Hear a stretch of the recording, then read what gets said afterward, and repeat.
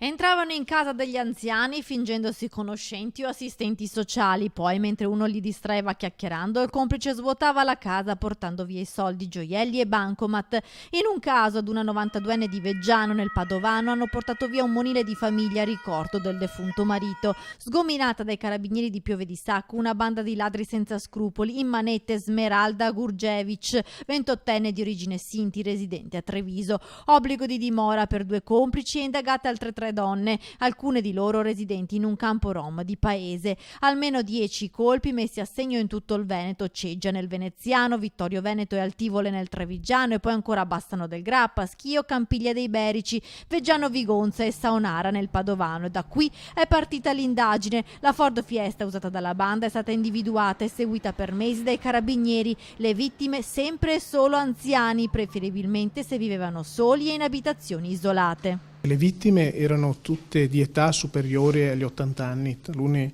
anche affette da problematiche di ordine psicofisico. Quindi attraverso questa attività si è voluto proprio colpire questo tipo di reato particolarmente grave che prevede anche a livello normativo pene esemplari. La tecnica usata era sempre la stessa: 2 donne entravano in azione ragginando gli anziani e derubandoli. L'unico uomo della banda, un 22enne, faceva da autista. In pochi mesi, da settembre 2018 a gennaio 2019, avevano raccimolato un bottino di 25.000 euro. I carabinieri ora cercano di capire se possono essere anche autori di altri furti. Chi li riconoscesse e fosse stato derubato può contattare i carabinieri della stazione di Legnaro.